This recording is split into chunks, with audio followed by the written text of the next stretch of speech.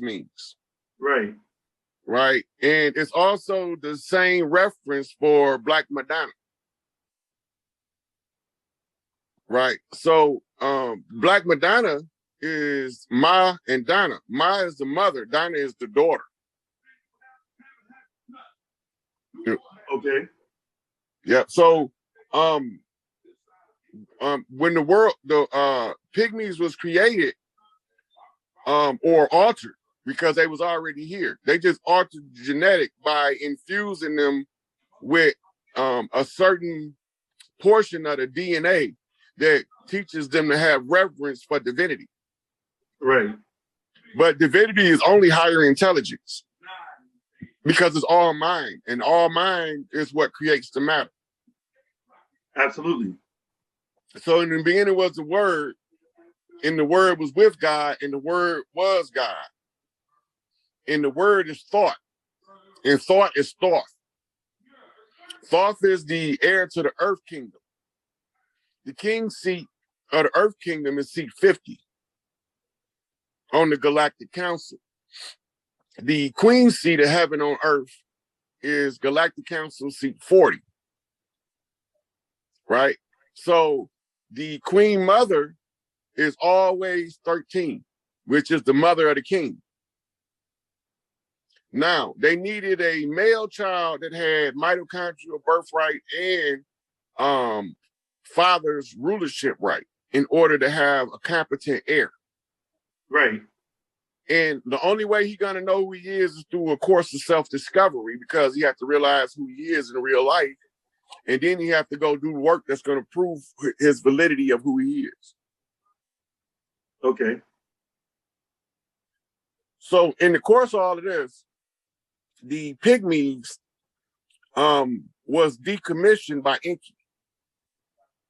They was given, go on about y'all business, live y'all best life. And then Enlil came. He said, y'all still ain't sending us enough gold. Y'all can't stop sending the gold. Enki said, we met the quota. Enlil said, we still need more.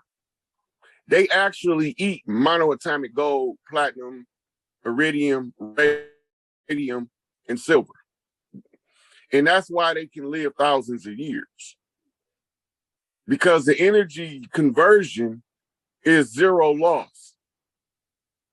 Right? The zero loss means that it's a superconduction taking place. And if you got zero loss of energy, you don't deteriorate. You deteriorate because you lose energy.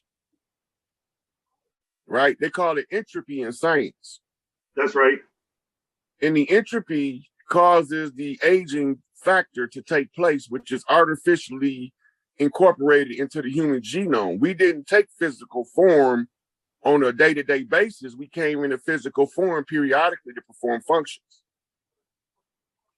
When they collapsed the fourth dimension into the third dimension, that's where all of the death was created. Because you stuck into what they call a reincarnation loop. Enki don't want his genetic fuck up to be exposed as an inadequate humanoid, right?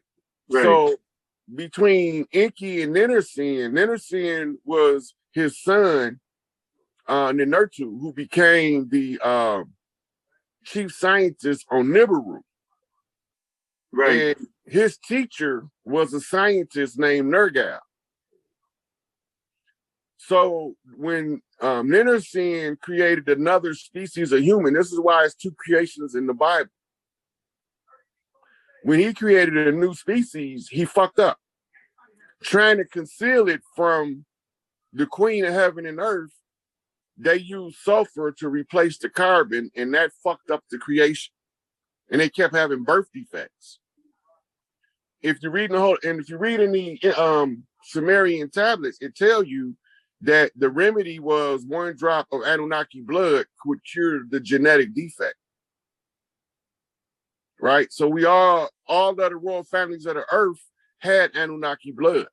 That's what created royalty to begin with. Right? But the earth, earthborn, we have a different psychological makeup from the Anunnaki, being from the original earth spirits. That mental makeup tells us, you know, we in this shit. We in this shit together. Whether we want to be or not, they got all of us in the same bucket, and crabs don't supposed to be in the bucket. No. So that's why they don't know that crab and the buckets are pulling each other in. They ain't trying to pull each other in. They trying to all get out. But ain't nobody strategizing the exit strategy to get out of the bucket. And along come me, I'm like, fuck it. I'm just going to kick the bucket over. We'll figure out how to get out from here. I know that's right. So the various different, are you saying there was various different cloning processes? It was two major processes. The first one was Enki's. His was in harmony with the rules of Earth. Right. And the great debauchery was what Enlil did. Okay, explain that a little bit. So by replacing the sulfur, the carbon with sulfur, it cuts off the ability to tap into the higher consciousness that allows you to ascend. And they were sentient. And that's where the problem came at, because one of the rules of the universe, the free will universe, is the only people that shouldn't have the right to ascend is those who choose not to. Right, but it's their choice. Right. You got some people that want to be servants no matter what. They don't want to be the leader. They don't want to be the one in the big mansion that own it. They just want to come in and clean that motherfucker up and go back to their little hut.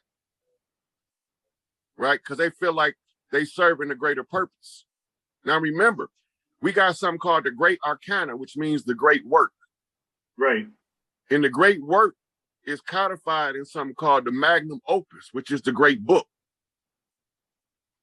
And the magnum opus is broke up into parts and scattered around the world. These are called together collectively the scrolls of destiny. Now remember, Baba said that the scrolls of destiny was seized by somebody called Humbaba. Right, Zuin. Yep. Zuin is Alexander. The son of Alexander the Great. Yeah, so they say he's great with his sissy ass, but Alexander the Great is Enlil's son. He's Enlil's son. Who? Alexander? Yeah. It's funny you should say that, because like I've done a lot of research on like the Anunnaki, you know, based on the stuff that, you know, Pops left for us to study, and, you know, what he taught us. And because that's my name, Nanorta. Like my first name is Messiah, but it's Messiah Nanorta Naya Al-Mahdi. And I used to read a lot about Nanorta and Lil's seed, the difference between, you know, Enlil's side and Inky's side, and the war, and the, you know, the Nibirian rules of succession. And that is a very complicated situation that they were in. Like that was very complicated, but that caused so much strife that even now to this day, we're still feeling that, I think. Yeah, well, you got to look at the story they give us in the religions about the war in heaven. Right? In the war in heaven, they said they cast Satan to hell, right? That's right. And then how the fuck he end up on earth? Well, I think that goes back to defining what hell is when you start to look at the various different terminologies in the protocols and the Wabu that Pops left for us. You have Gehenna, you have Hades, and you have Or, like Order of Chaldea or Chaldea. So, you know, it's various different perspectives, but I think that in religion, it tries to make us think that this is somewhere where you're going to burn physically if you don't follow the rules, when the definitions and etymologies of the word Gehenna, Hades, and Or has absolutely nothing to do with that. Right. And well, let's see if we can't find hell real quick. And okay. the Satan means Lord Set. Okay. It's Set, E-N mean Lord in Sumerian. Now, they say that they cast him to hell. Okay, so Greek culture, what is it called? Wouldn't that be Gehenna or Hades? Greek culture is called Hellenistic. Oh yeah. Open up. I'm thinking about the language of the Bible. But yeah, go ahead. Excuse me 1 second. What's going on? Sorry, 1 second. How you? Good, I'm good. I guess I'll show you another time. Oh. Or I'm gonna send them to you. Okay. Julian has sent me some videos from last night game at his homecoming game. Oh yeah, send me some. Send me some. I'll send it to you. All right. He did the same thing. Okay, so if Greece was a Hellenistic culture, and Hell is short for Helen. Right. And Alexander is Enlil's son. Are we making some dots connect right here? We sure are. So as long as we under the rule of Alexander, we are in hell. Because he hijacked the original Greek culture as a Roman infiltrator. The Romans were Etruscans. The Etruscans was nomads. They had no home on earth. Them was Enlil children. We know them in the Arabic language or in Syriac as Arabi, the wanderers. Uh-huh. And that's because they had no homeland. Now Elijah Muhammad he say that Yaqub's grafted death was not native to anywhere on the planet. Everywhere they go, they call Mr. He's talking about Enlil and his children. Jacob is Enlil, the supplanter, the underminer, the one who's trying to replace others. He's looking for a homeland. That's why when they sacked us over here, they also had to sack Africa and they had to sack Europe and Asia. So they controlled all the wars from both sides in order to get to the place where they was in control. Right. And this control system is based off economics. It's funneled to Switzerland, the only neutral country on the planet. The last war that Switzerland had was with the French. And this is when they infiltrated and settled in Switzerland. They came from France to Switzerland and they don't want to be seen. That's why they say they're from the Amun priesthood or the concealed priesthood. And their problem is with those who come from the Aten priesthood, the ones who is known, the visible God, the one that stands out front and don't give a fuck, Al-Imam, right? So they changed the meaning of shit and they changed the names. Now Enlil names his kids after Enki kids on earth because that's who he's trying to replace. So when you go back in the Bible, when you look at the lineage of Cain and the lineage of Seth, they all start having the same names for some reason. Right. It's because that's a strategy. It's a military strategy to confuse who's the righteous and who not. And these are the scrolls that tells the story that became religious books. And if they can keep you in a stupor using the religious text, they can tell you the story without ever telling you the truth. You got to figure it out.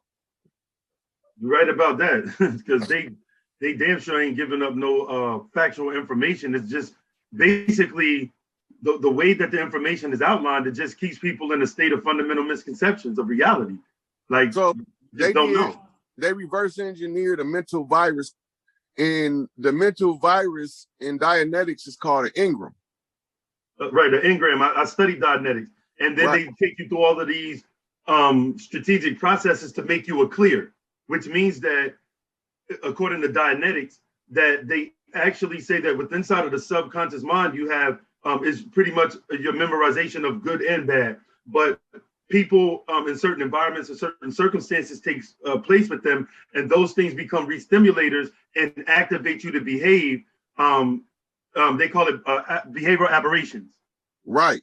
And then you know about contagion and aberration. Right. Yeah, I studied that. I studied that for a couple of years, but yeah. Yeah. So the mental dynamic at place here, right? Okay. If I teach you something, if I take the truth and pervert it and then teach it to you as an absolute, The truth part of it gonna make it stick. The aberration is what's gonna come out as a mental disorder or defect. But when you get enough people that follows the aberration becomes an established norm that's not normal. That is correct. And it's funny that you should say that, because after studying Dianetics, that's what led me to actually start teaching on what's called the 3 primary axioms. He says the number 1 dynamic principle of existence is survive. The number 2 dynamic principle of existence is the purpose of the mind is to acquire and apply knowledge related to survival. So how can you realistically solve a problem to continue your survival if all you have is misinformation? Your reasoning becomes superficial. And the way that the master teacher, the way that Pops actually explained it to us, that's the spell. Yeah, Kingu. Kingu. Amam, Kingu, Leviathan. It's all, that's all the spell. And then the third axiom was a species remain alive and continue its survival so long as the species remain united.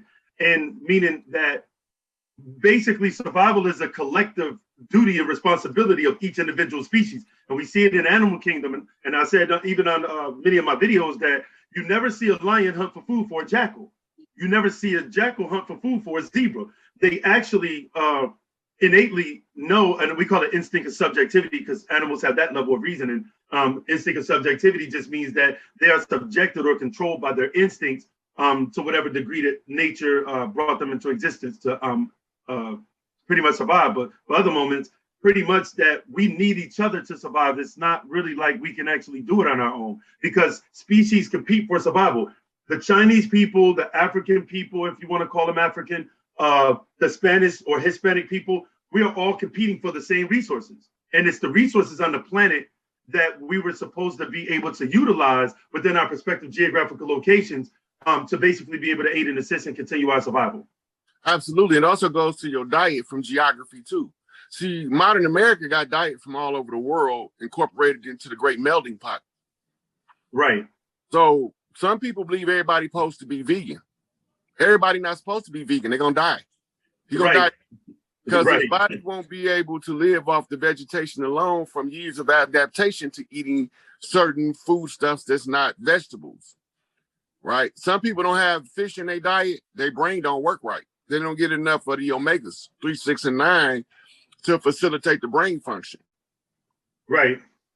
And it's funny you should say that also because I did another video on my old YouTube channel about that. Like, you can't say that all people should have the same diet all across the board because we are native to geographical locations with different climates that produces different things that are more naturally geared toward the body of the people that's native of that particular geographical location. So if that geographical location, its climate didn't permit for vegan foods to actually be grown, then that's not the native food of the people from that particular geographical location.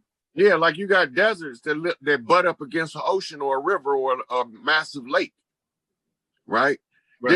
There's no vegetation growing in the desert. They living off whatever that lake, river, or ocean is producing.